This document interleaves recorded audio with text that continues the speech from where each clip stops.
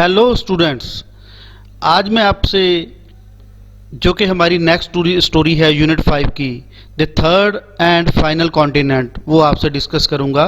पिछले दो वीडियो में मैंने जो है वो दी पोर्ट्रेट ऑफ ए लेडी, जो कि हमारी फर्स्ट स्टोरी है DENG 103 की, वो डिस्कस की थी। आज हम नेक्स्ट स्टोरी जो है वो डिस्कस करेंगे।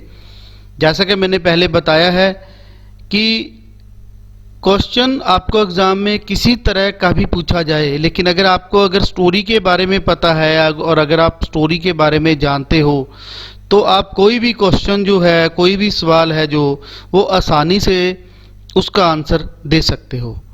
तो आज मैं आपसे सबसे पहले the third and the final continent जो स्टोरी है उसको ब्रीफ करूंगा, उसको ब्रीफली डिस्कस करूंगा ताकि आपके माइंड में वो बैठ जाए और आप किसी भी प्रश्न का आंसर जो है वो आसानी से दे सको। जो third and final continent story है ये जम्पा लहरी जी द्वारा लिखी गई है और इस स्टोरी में उन्होंने अपना ही एक्सपीरियंस एक इम्प्रेसिव वे से जो है वो दिखाया है इस स्टोरी में। तो हम शुरू करते हैं story. The third and final continent written by Jhumpa Lahiri. ये स्टोरी जो है थर्ड एंड फाइनल कंपोनेंट ये जम्पा लहरी जी द्वारा लिखी गई है। Jhumpa Lahiri had showed her own experience in an impressive way. और इस स्टोरी में जो जम्पा लहरी जी हैं वो अपना ही एक्सपीरियंस दिखा रहे हैं बड़े ही दिलचस्प तरीके से, बड़े ही इम्प्रेसिव वे से वो जो है वो अपना ही एक्सपीरियंस इसमें दिखाते हैं। आगे चलते हैं हम। The narrator in this story is a man. इस स्टोरी में जो नरेटर है वो एक मैन है who goes to Britain from India in 1964। इस स्टोरी में जो नरेटर है वो ये बता रहा है कि ये जो नरेटर है वो ब्रिटेन गया इंडिया से 1964 में। He spends many years in London, और वहाँ पे उसने कई साल लंदन में बिताए। And start his career as a librarian there, और वहाँ पे नरेटर ने, ऑथर ने एज लाइब्रेरियन की जॉब शुरू की, एज लाइब्रेरियन अपना कैरियर शुरू किया। Then at the same time a new job is offered to him in Boston, और उसी समय उनको एक नई जॉब ऑफर हुई बॉस्टन में, जो कि नॉर्थ अमेरिका में है। But he books a flight to Calcutta his home, परंतु उन्होंने उस समय जो है अपनी फ्लाइट कलकत्ता के लिए, जो कि उनका होम टाउन है, जहाँ पे वो रहते थे, जहाँ से वो इंडिया से बाहर गए थे, उन्होंने बुक की। एंड गेट्स मैरिड फर्स्ट, और वहाँ पे जाके मैरिज की और कुछ समय अपनी वाइफ के साथ, जिसका के नाम माला था, उसके साथ बिताया। Then he flies alone to the Boston. उसके बाद वो बोस्टन दोबारा अपनी न्यू जॉब के लिए, to join his new job, अपनी न्यू जॉब ज्वाइन करने के लिए चले गए। Because his wife document was not ready. वो इकल्ले इसलिए गए क्योंकि उस समय उनकी वाइफ के जो डॉक्यूमेंट्स थे वो रेडी नहीं थे। तो इसलिए जो है चंपा लहरी जी, या नरेटर हम कह सकते हैं, वो बोस्टन के लिए चले गए। आगे हम डिस्कस करते हैं। In Boston he first stays at Young Men's Christian Association in Cambridge Massachusetts in North America. तो बोस्टन में वो सबसे पहले जो है वो YMCA कैम्ब्रिज का जो है नॉर्थ अमेरिका में वहाँ रहे। But then he notice a private rent advertisement. उसके बाद उन्होंने एक प्राइवेट घर के लिए एडवर्टाइजमेंट देखी। आफ्टर इन्वेस्टिगेशन, और पूरी तरह छानबीन करने के बाद, he finds that room belongs to an elderly lady called Mrs Croft. पूरी छानबीन करने के बाद उन्हें पता लगा कि जो वो रूम है वो जो है एक लेडी का है जिसका नाम के मिसिस क्राफ्ट है। At first he finds her behaviour odd.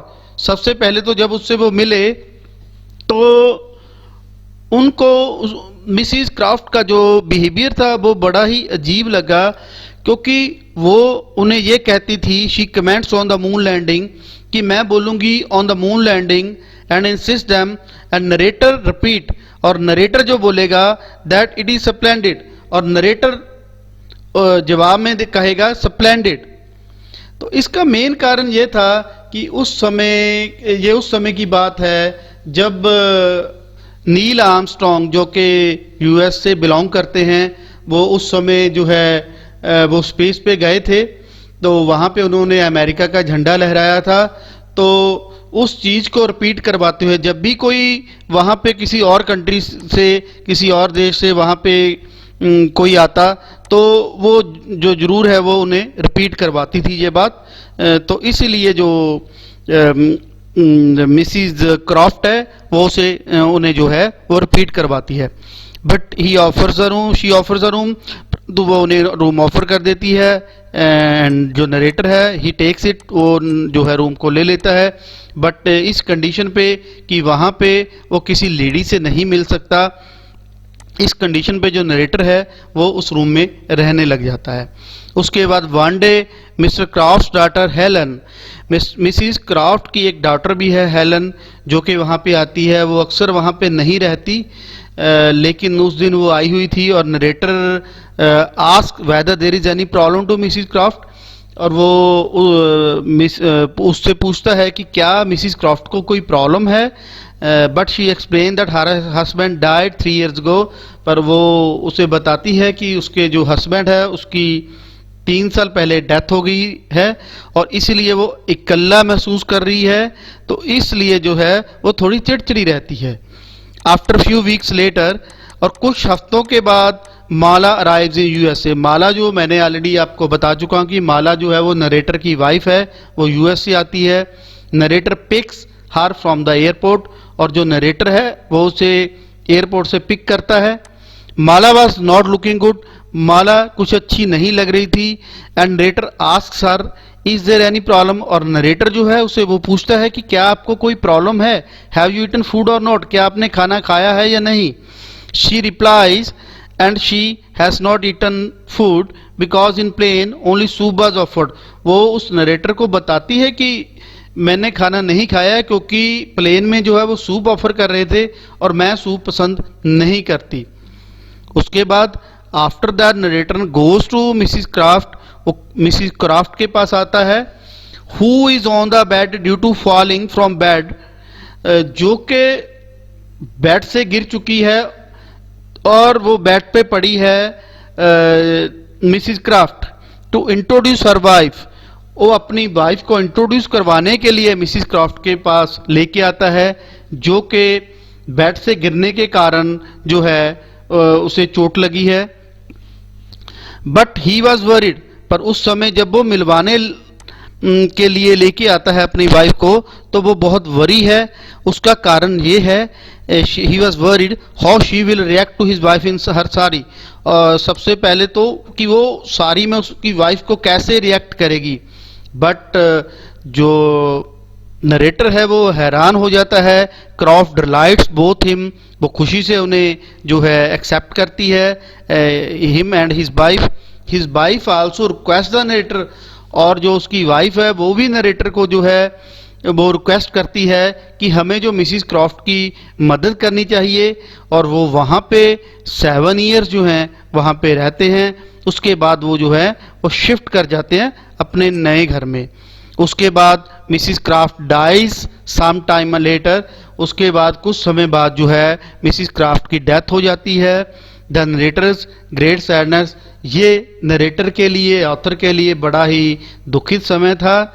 और today he is happily married man, आज जो नरेटर है वो बहुत ही खुश मैरिड मैन है। विद ए सन, उसका एक सन भी है, of he studying eight Harvard, जो कि हार्वर्ड में पढ़ता है। बट ही स्टिल रिमेंबर्स हर, पर वो अभी तक उस क्षण को नहीं भूला। And tales his son all about his life, वो अक्सर अपने बेटे को जो है उन दिनों की बातें बताता रहता है। Tells his son all about his life which were so influential, कि उस समय जो भी उनके साथ घटा, कैसे वो पहली लेडी जो कि मिसिस क्रॉफ्ट थी वो उसे मिला, वो अक्सर उस कहानी के बारे में जो है वो अपने बेटे को बताता रहता है। तो स्टूडेंट्स ये थी स्टोरी। तो प्लीज़ ये मेरी रिक्वेस्ट है लास्टली फिर भी कि सबसे पहले अगर आपको स्टोरी पता है तो आप कुछ भी कर सकते हो, कोई प्रॉब्लम नहीं है। लेकिन अगर आपको स्टोरी की प्रॉब्लम है तो जो है आप कोई भी क्वेश्चन अटेम्प्ट नहीं कर सकते। तो फर्स्टली पहले ये स्टोरी सुनिए, देखिए, देन आफ्टरवर्ड नेक्स्ट वीडियो में मैं आपको क्वेश्चन जो है इसमें जो पूछे जा सकते हैं एग्जाम में वो डिस्कस करूंगा।